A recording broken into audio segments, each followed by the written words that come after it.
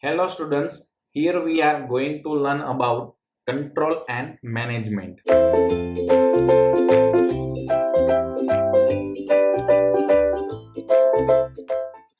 So then case of the management is an important part of any networks or any kind of networks, different networks connecting together or multiple network also.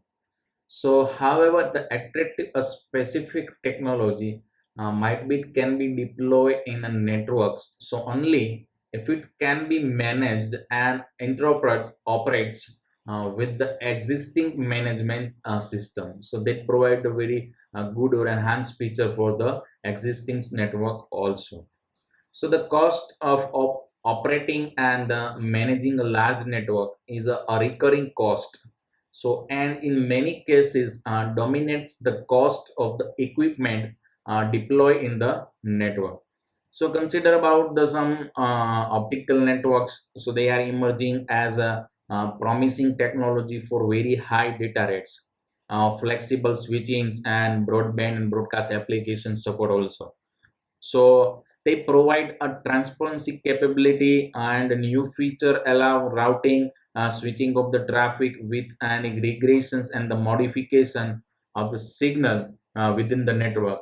And the particular optical network offer a mini advantage with the some networking with the high data rate communications with the maximum data transfer rate. So they have unique features and requirement in terms of security and the management. As a result, carriers are now paying a lot of attention to the minimize the life cycle cost as opposed to worrying just about the upfront equipment cost. So the particular optical network component and the network architecture bring forth a set of the new challenges for the network management, the network securities. So by this nature, the different optical components are particularly vulnerable to various form uh, of the services and the QoS quality of services for the or other kind of attacks also.